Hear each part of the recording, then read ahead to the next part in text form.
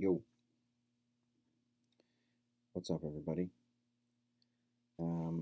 Back in my new, actually my old digs in my office on the campus of Binghamton University, the Ivy of the SUNYs, if you didn't know. Um, I'm gonna get cut right to the chase, as it were, since I'm gonna try to fit Patriot Act and the Onion into one video with sort of under the umbrella of fake news, the original fake news before Trump sort of co-opted that term. Um, this is kind of where it all started for me in this career uh, of teaching humor. Um, I noticed during my PhD work, I noticed The Daily Show specifically sort of forging new paths um, in fake news, as it were, comedy news, however you want to define it. And that coupled with The Onion, it just seemed like we were trending a certain way. So I wrote one of my um, PhD field exams about new comedy news, basically. Um, and if you look, I, I don't mean to toot my own horn, but I basically predicted all of this. Think about the uh, proliferation of fake news or comedy news over the last 25 years. It's stunning. Um, it starts permanent. I mean, SNL's been doing it forever. Their Weekend Update segment has been a strong sort of contributor, but that was really it for a long time. But The Daily Show, when Jon Stewart took over, really changed the game. And then, not long after that, you had the Colbert Report. So you had this kind of balance, right? You had satire in The Daily Show, and you had parody in the Colbert Report. And since then, like, my revelation during my PhD work was, if humor exists where shit's most fucked up, you know, any shitty detective will tell you news is, you just have to follow the jokes, right? So when these shows started gaining traction and recognition and notoriety, became apparent like how far gone our news system was in 24-hour news, and the ridiculousness of it all, and how far away from actual news a lot of this, you know, it's infotainment, I guess is what they call it now. They probably call it something cooler now. But this idea that there that news is about ratings and viewers and advertisers rather than exchanging information and actual news of what's going on in the world. And that's primarily what The Daily Show with Jon Stewart was about. It was about critiquing the way we get news, right? A lot of people say, "Oh, well, he's a liberal, sniper." I mean, yes, he's liberal, but he wasn't attacking conservatives. He was attacking CNN, MSNBC, and all the news organizations, and basically calling them out for their complicity in this sort of bullshit uh, machine that our news system had become. And then Colbert Report was this other side, this parody of, like, he's a Bill O'Reilly parody. exaggeration of this right wing pundit mocking that side of things. So since then, the Daily Show has been this breeding ground um, for not only comedy news but performers, and so many people that were on that show went on to do their own shows, politically themed, focused shows, or news or politically, and it starts with Colbert. Um, you have, who else? Samantha Bee does Full Frontal. Um, John Oliver does Last Week Tonight, which is brilliant. Hassan Minhaj does Patriot Act. Jordan Klepper has had a couple shows. Um, Wyatt Cenac has done stuff for HBO. They're slipping my mind. I may have mentioned them in the description, but it's become this comedy tree where it's like, you learn at the Daily Show and then you go do your own thing. Larry Wilmore um, had a show. So it's basically proven this point that humor exists where shit's most fucked up. If our news system was operating optimally, without corruption and bullshit and things like that, nothing would be funny about it. There would be nothing to make fun of. But Jon Stewart and the people in his circles, and The Onion, like The Onion was a force, in the late 90s it started doing it a little differently, but sort of noticing the same things. And it's grown to now, seemingly, now we can't tell the difference. As many of you noted with The Onion specifically, you can't tell the difference between what's news and what's comedy. And to some extent, that's Patriot Act too. So,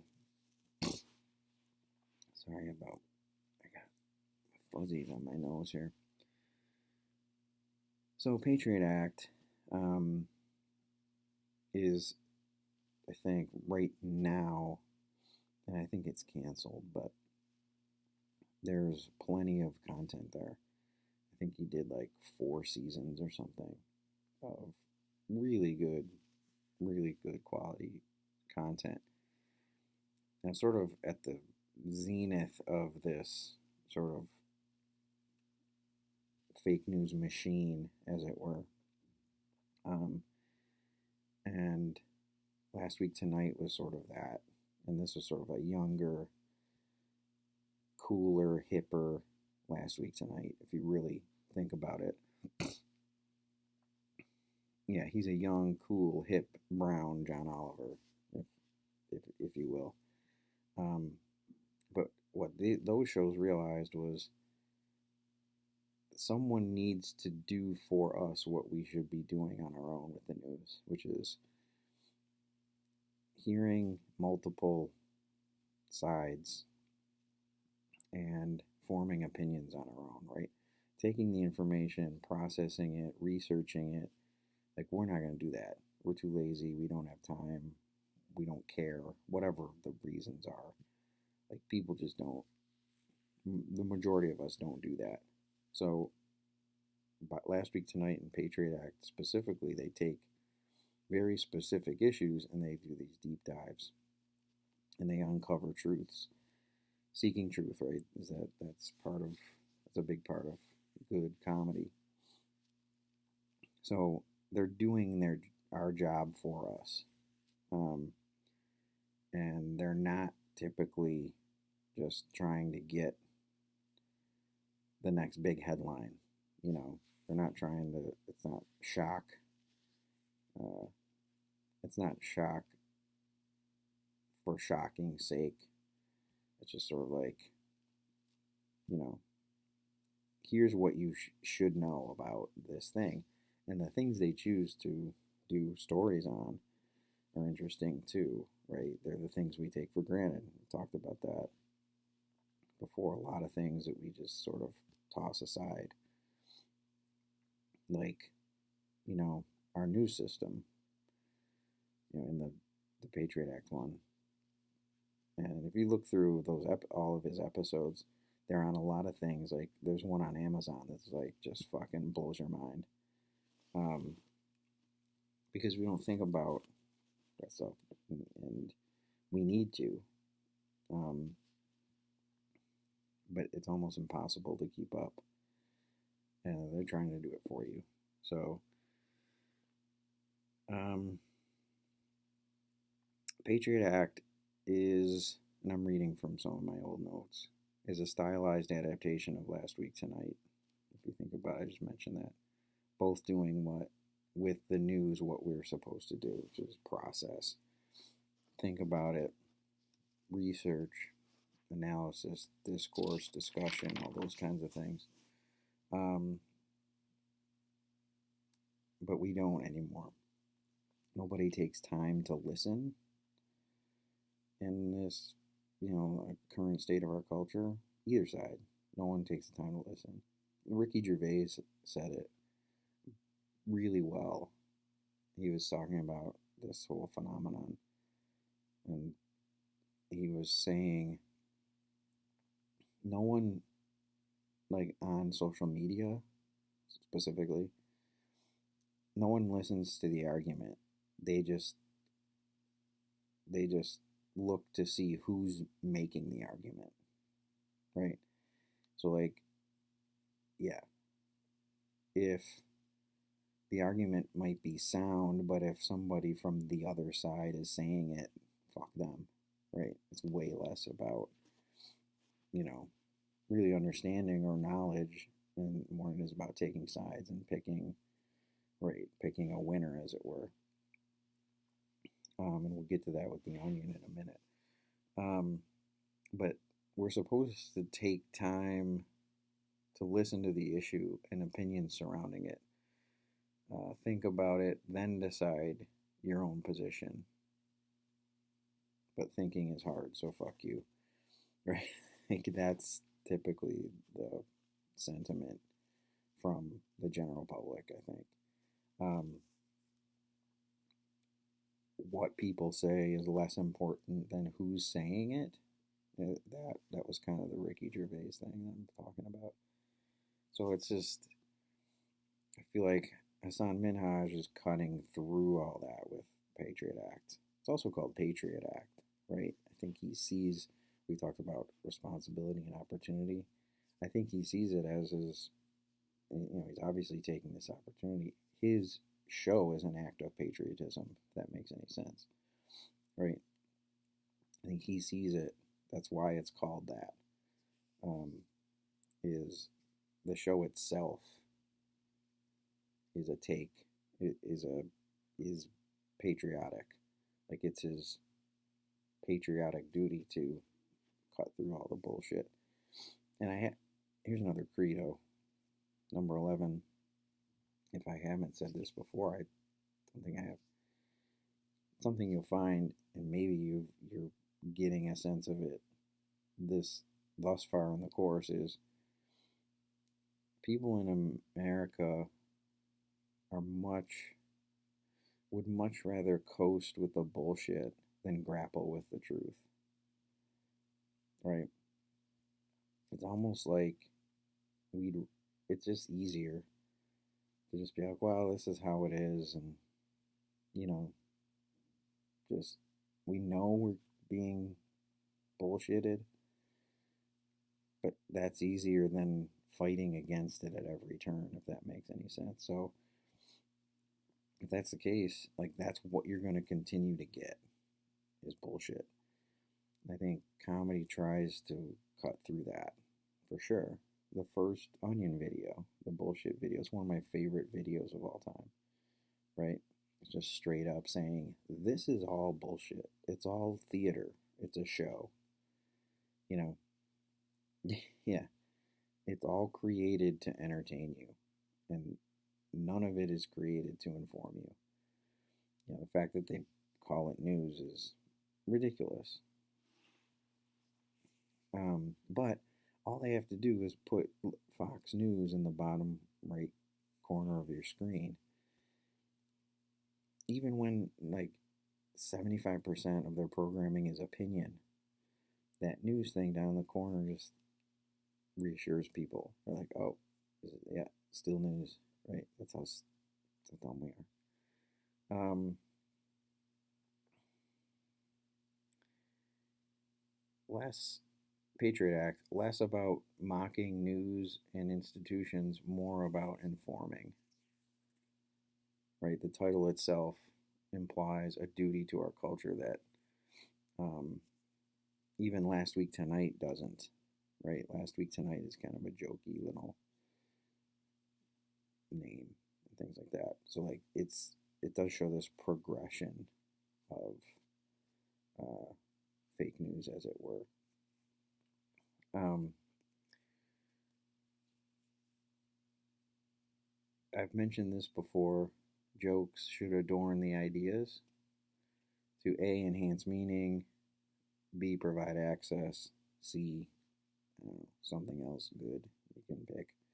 Um, Deep diving into things we take for granted. I mentioned that before, right? That's that's a that's like a it should be a public service, right? It should be seen as public service. More people watch it, but I've talked about this too a little bit. Like, how do we get the messages to the people that need to hear them most, right? Who's watching Patriot Act? Mostly young, liberal, whatever's, you know. They kind of get it. It's sort of, we need to get that into the ears and minds of people who, maybe are on the fence or don't really don't hear those things often, right? Don't hear those ideas and things often. But our culture generally, especially our capitalistic culture, doesn't want that to happen. Doesn't want those two things to mix. Um, Getting the message to those who need to hear it most. Um, um, what else we got here? Mentioned that. Okay. So for the onion, and a lot of you your comments were sort of all in line with my notes, basically, right? Emily, Jonathan, Kellen, Tara were all mentioned or hinted at like the digestibility of Patriot Act, right? It's all these ideas, but the jokes are the airplane spoon, right? They make the medicine go down a lot better. It's the spoonful of sugar. But digestible was a word that I think at least three of you used. They're all talking about the same thing. Like, you don't feel like you're getting preached to. Um, it's funny enough to keep your attention. It's informative enough for you to learn something. Like, that's a happy medium that a lot of comedy can't find, right? It's a marriage that really works. Kellen mentioned, right, information over opinion, right, which is, I mean, a lost art, as it were. Most news, especially 24-hour news, is opinion. Um, and you know, it's Tucker Carlson, it's Bill O'Reilly, and it's, all these big names, Anderson Cooper, like whoever it is, it's personality and opinion over information for the most part. Um, but it's easy to blur the line between those two. I mean, that's basically what um, the news corporations are trying to do, is blur the line between the two. Um, Jonathan mentioned how it's not just a rant, the whole Hassan Minaj Patriot Act. It's not just a rant, like, because that falls into the preachy, right? The preachy um, thing where no one wants to be preached to. Um, comedians generally need to do their homework because they anticipate criticism before it happens and they try to address it within their content. So Hassan Minaj going into the show is like, okay, here's what people are going to levy against me. I'm going to get out in front of it. I'm not going to be preachy. It's going to be it's going to be information over opinion. It's not just going to be a rant, right? Like, anticipate, and this is a lesson for life. You could argue it's a credo. Number 12. Anticipate criticism and address it before other people can use it against you. It's a timeless comedy tactic. Um, and then Tara, I hope the Hassan Minaj show was good, because that's pretty cool. You're going to see him. So I'll shift over to The Onion. The Onion is one of my favorite things. I discovered it when I was in college, and it was just starting up, and it was an actual newspaper. Like, you could get it for free on the street. Maybe you still can in New York City. I don't know. I don't in the city in Chicago. I don't know if it's still a newspaper, but basically, they've turned this, little sort of silly satirical newspaper into, an empire. And I think it's any type of news that comes out, they immediately have a parody of it. I mentioned this probably in the description, but like, they have they have 24-hour news, fake newspaper, fake BuzzFeed, fake um, everything, like soft news, like a fake morning show, TED Talks, um, all these. They actually have a fake Last Week Tonight. Like, it's anything news related, and they're doing a parody version of it. And it's just, it's something, this is what I typically say. The Onion is something that I laugh at least once a day. I laugh at something from The Onion. And that's a tall order, right, for anything. But I'm gonna blast through some of my old notes on The Onion for you here, and hope that they resonate with you. So, The Onion is one of the few satirical entities that targets the public, not the institutions, right? And a couple of you kind of hinted at that, right? Jordana said it's The Onion's mocking stupidity, which is, I think, just a different way of saying it's mocking us for the most part, right? The target, I asked you in the description, like, who's the target? Who's the primary target?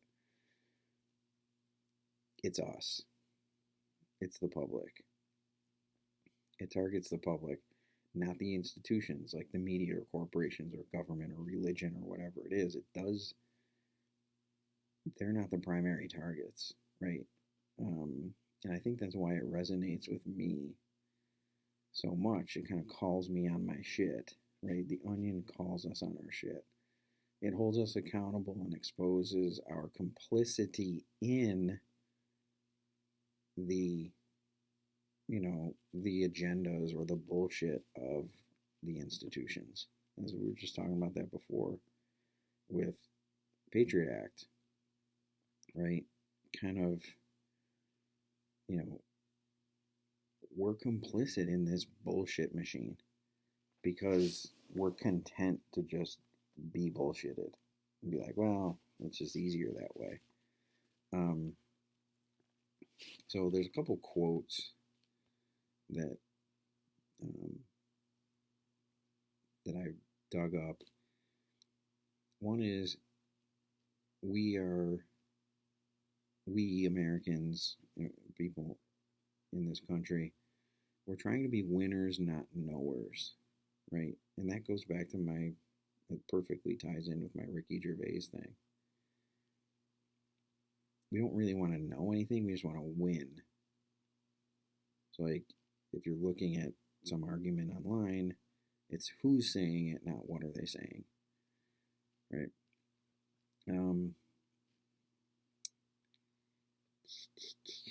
this is, I can't read some of my writing. um, Identify the characteristics targeted. Judge whether I exhibit those characteristics, and then decides whether or not to change. The difference between being an active participant in a conversation and a passive recipient of criticism. You know what I'm saying? Like, that's what the Onion fosters. And that's what we're supposed to do as sort of intelligent beings, is right. And that's what we do when we are consuming humor, I think. Identify the characteristics targeted, judge whether I exhibit those characteristics, then decide whether or not to change. The differences between being an active participant in a conversation and a passive recipient of criticism. Like, that's comedy. Comedy. Again, I'm just blowing through these for you. Highlights how many pure ideas we've exploited and reduced to the lowest common denominator. Music, spirituality, democracy, learning, capitalism, art, the internet, all these things. And this is a big bugaboo of mine. I talk about it all the time. Like, think about, we'll take music. Music it's one of the most beautiful things in the world. The idea of music, right? You sitting alone in your room trying to write or play a song on a guitar for a girl or a guy or whatever it is pure. It's beautiful. It's honest. It's real. What do we do with pure, honest, real ideas? We as a culture, we try to figure out as quickly as possible how we can taint those things. And so music is beautiful. Rock and roll, or the music industry, is pretty much an exploitation of that pure idea. And if you look at all the things I mentioned just before, like, that's what we do with things. Spirituality, right? Spirituality is great. Religion is a man-made exploitation of spirituality. Democracy is a great idea, but what we do, our version of democracy, is completely tainted. Learning, I mentioned learning in one of my credos, right? Learning is amazing. Education is sort of the beating down of those who love to learn. Sort of beats it out of you, right? So all those things, and I think the Onion really points to that. It's like, these used to be really pure, sort of enriching concepts and ideas, and what have we done with it? Well, we've reduced it to how much money can it make for me, right? The Onion plays into my individualistic ideals. The culture would self correct if everyone was honest about and critical of themselves. Um, yeah, that's what I say. It singles out the individual and the odd, lazy, ignorant ways in which they interact with those institutions, media, corporations, government, religion, right? That's back to the public's the target. We're the targets. Um, it singles out the ways, the lazy, ignorant ways that we sort of interact with these institutions who are basically taking all our ideas and, you know, commodifying them or exploiting them. Also, that's another, like, if you noticed, if you're any at all familiar with The Onion, it's all about the headline, right? I think that's a subtle little jab at what news has become, right? Um, the it's all about the headline and what we even consider to be news anymore, right? Think about some of the ridiculous Onion stuff. Um, like that's news, like really. And you could say the same thing about most of the news that you see on the actual news. Um, it's an attack on all news. Is anyone doing their job anymore in actual news? Probably not.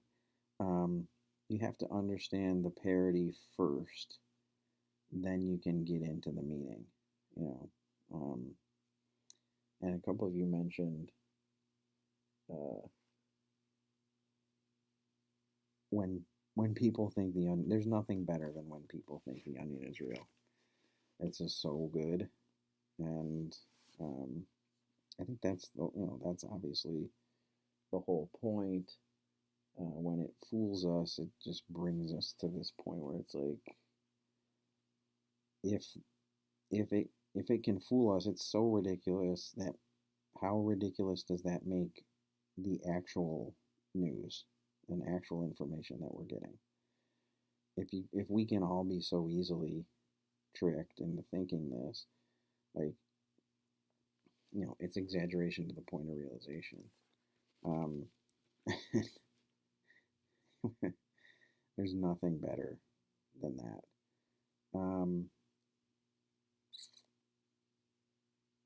what do we got here? Yeah, so I don't want to make this video too long.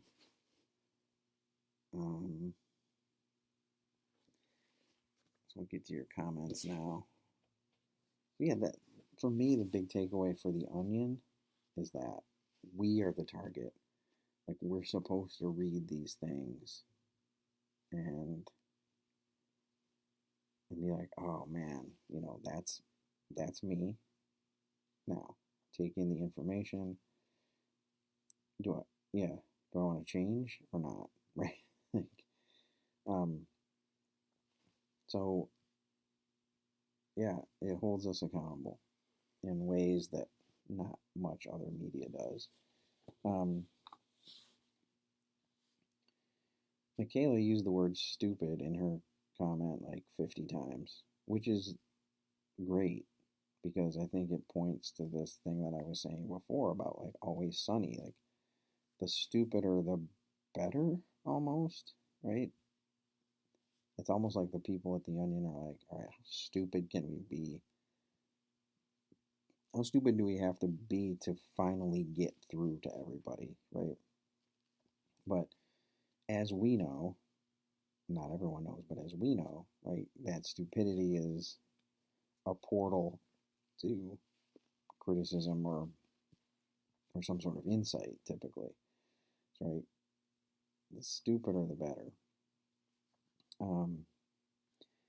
And you're back and forth, Michaela. You're back and forth with Paige about the sketch with the Trump voter. I liked I like that. I liked the back and forth. I appreciate you guys helping each other out. And I don't nobody's wrong, right? There are really no right or wrong answers, but what one thing you're supposed to take away from that is back to my point about if we were if people were getting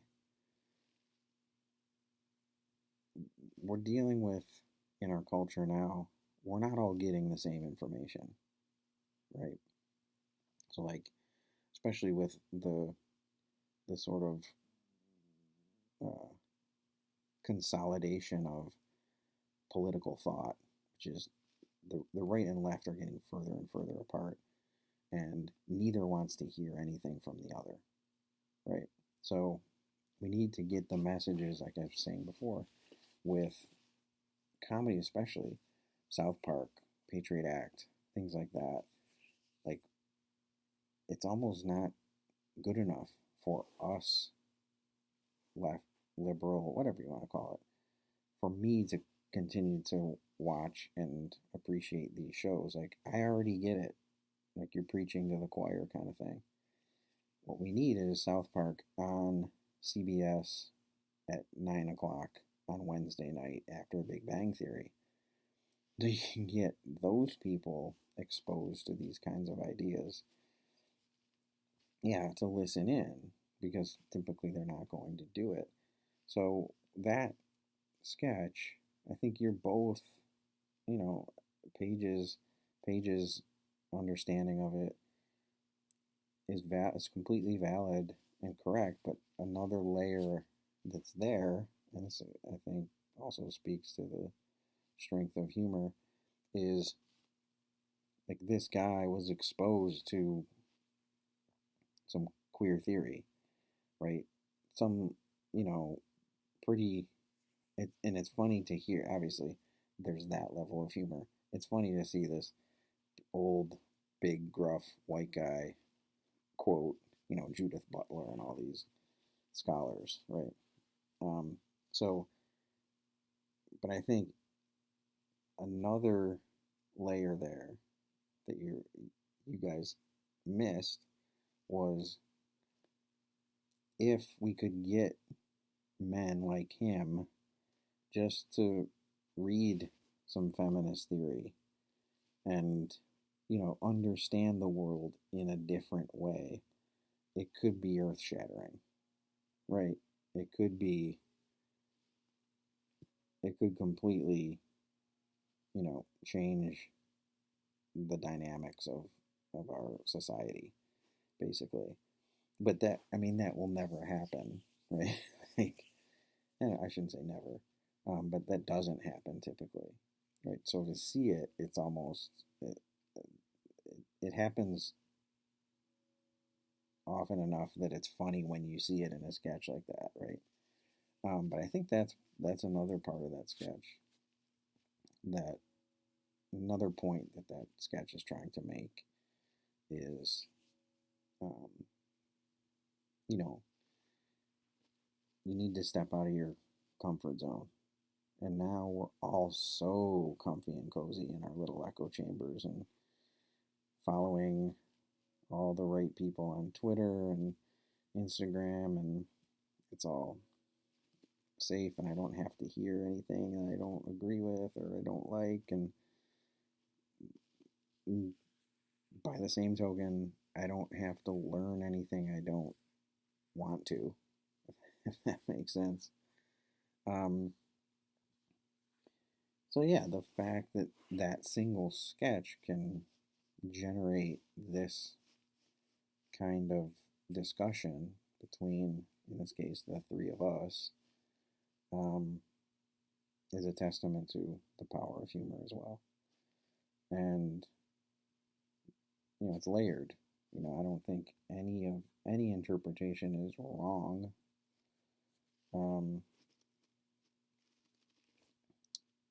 and I appreciate, again, I appreciate you guys helping each other out. Hopefully, I helped too. I like to help. All right. So, 40 minutes, pretty good for two topics. So I'll keep it.